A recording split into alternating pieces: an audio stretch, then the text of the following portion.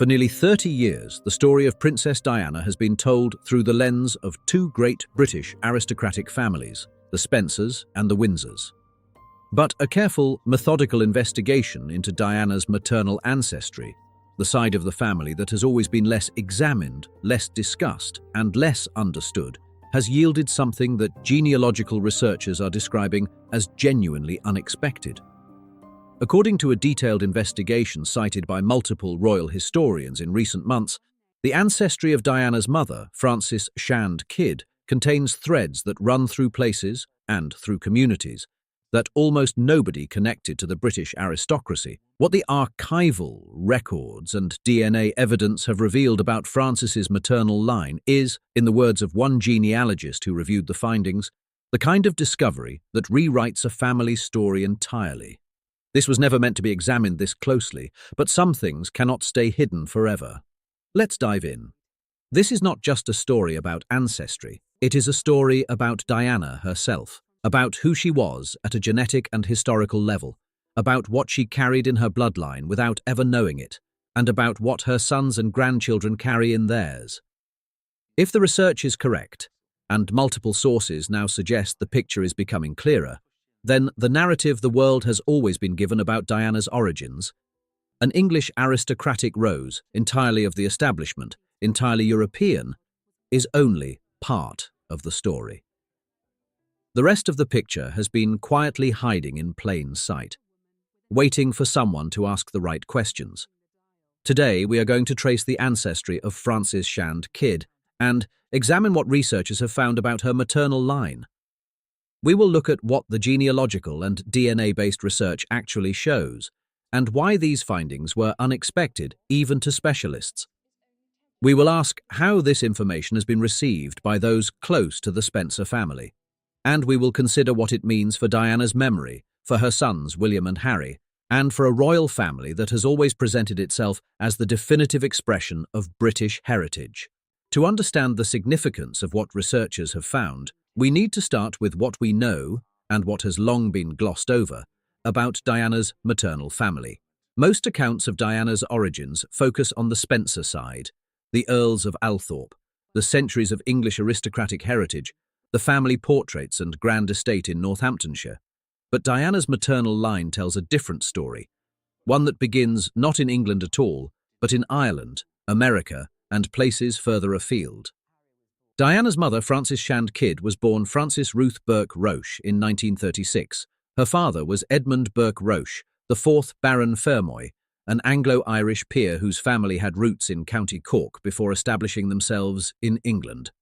Her mother was Ruth Gill, an American woman born in 1908 in New York, who met and married Lord Fermoy in 1931.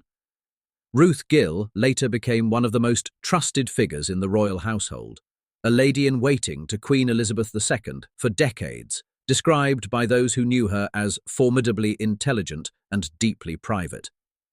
It is through Ruth Gill that the story begins to become complicated. Ruth Gill's own ancestry was not something she discussed publicly.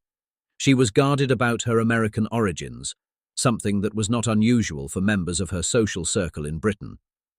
The prevailing culture of the aristocracy expected people to assimilate, to present themselves within its norms, and Ruth Gill did precisely that.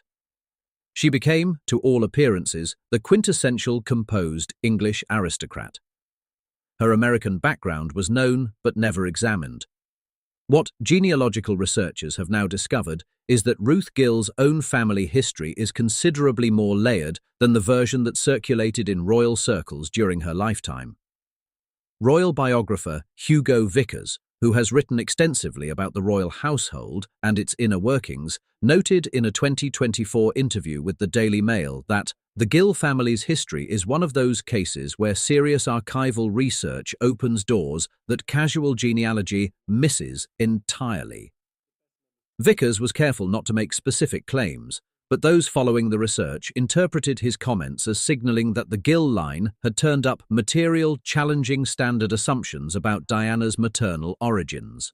The first layer of the research concerns archival records, birth registrations, ship manifests, census documents that trace Ruth Gill's family back through the American South, and before that, to origins that specialists describe as unexpected for a family presenting itself as straightforwardly Anglo-American. According to genealogist Dr. Michael Foster, who published a detailed analysis of the Gill family ancestry in the journal Royal Studies in late 2024, Ruth Gill's maternal grandmother, Diana's great-great-grandmother, appears in 19th century American census records with details that point to ancestry outside Northern Europe. Taken in isolation, census records do not tell a complete story. But, cross-referenced with other archival documents, church records, and immigration files, Foster notes that the picture that emerges is of a family with origins that the later generation quite deliberately did not publicize. The research identifies lineage threads connecting to communities in the Eastern Mediterranean, communities whose descendants were present in America long before the 20th century, but whose histories were routinely absorbed into more generic American identities as families moved up the social ladder. Beyond the archival records, what has brought renewed attention to this story is the DNA evidence gathered from collateral relatives of the Gill family, cousins and extended family members who have participated in commercial ancestry programs, including Ancestry DNA and 23andMe. While Diana herself never underwent DNA testing, the science of genetic genealogy allows researchers to extrapolate ancestry patterns from relatives' results with increasing accuracy. According to a genetic genealogist cited by The Times in early 2025, the DNA results from multiple Gill line relatives show elevated markers consistent with ancestry from the Eastern Mediterranean and the Middle East, markers that are essentially absent from the Spencer side of Diana's family, but which appear in measurable quantities in relatives traceable to Ruth Gill's maternal line. It is worth stating the caveat clearly. DNA ancestry analysis is a probabilistic science. The findings indicate ancestral probability. They do not define it with certainty. But the genetic researcher described the pattern as consistent and statistically significant across multiple independent samples. This is not just an academic curiosity. It concerns where Diana came from, where Francis came from, and in an institution that has always defined itself through lineage and blood, through knowing exactly where everyone stands and where everyone comes from. What this research reveals is genuinely consequential. Perhaps the most striking element of this story is not the findings themselves, but what has happened since they began circulating in genealogical and royal history circles. According to a source close to the Spencer family, the research has been noted internally, but not publicly addressed. There is no interest in engaging with this, the source told Radar Online. The family is aware of the research. They have no comment. That silence, observers note, is significant in its own right. The Spencer family has historically been quick to push back on claims they consider inaccurate.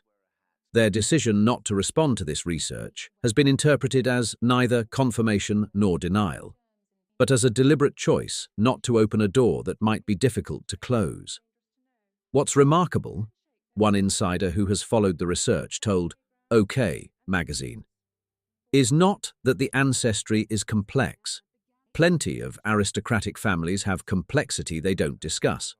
What's remarkable is how clean the official story has always been, and how different the archival picture turns out to be. At the human center of this story is Frances Shand Kidd herself, Diana's mother, and in many ways the most mysterious figure in Diana's story. Frances was a complicated woman. She married Earl Spencer at 19, had 5 children, and then left him for another man, triggering a custody battle she lost, a public humiliation she never fully recovered from, and a period of estrangement from Diana that cast a shadow over both their lives. She eventually moved to the remote Scottish island of Seal, converted to Catholicism, and largely withdrew from the world. She died in 2004, shortly after reconciling with Diana's brother Charles Spencer. Those who knew Frances describe her as someone who carried a great deal within her: personal complexity, emotional weight, and perhaps ancestral history she had no language to articulate. A friend who asked not to be named told Hello magazine that Frances never spoke about where she came from in any deep sense. She was very present tense. Whatever she was carrying from the past, she kept it close. Ruth Gill, Frances's mother, was similarly private. As a lady-in-waiting to Queen Elizabeth II, she moved through the highest levels of British society with composure and authority. But composure, as researchers are now noting, can also be a form of concealment. Not malicious concealment, but the kind of quiet self-editing that many immigrant and mixed heritage families practiced in mid-20th century Britain in order to belong. And here is what strikes observers most. Diana spent her life being described as a quintessentially English rose, a Spencer, an aristocrat, a creature of the establishment. And all of that was true. But it may not have been the whole truth. The woman who became the most beloved royal figure of her generation, who was called the Queen of Hearts, who wore her emotions openly, who defied the palace's culture of concealment, may have carried in her ancestry a story of complexity and hidden history that mirrored in its own quiet way the life she ended up living. What this research means going forward is still unfolding. Genealogists working in this area expect that additional archival documents, currently held in American county records and private family papers, will either confirm or complicate the current picture over the coming years. The work is ongoing. For Diana's legacy, the findings add a new dimension, not one that diminishes her, but one that makes her story richer and more layered than any official account has suggested. A princess who may have carried within her bloodline a connection to communities outside the English aristocracy, to the kind of mixed and complicated human history that the royals have always officially stood apart from. There is something fitting in that. Something that feels, to those who loved her, entirely in keeping with who she was. For William and Harry, for George and Charlotte and Louis, for the next generation of the Windsor family. This research is a reminder that identity is always more complex than any official narrative can contain.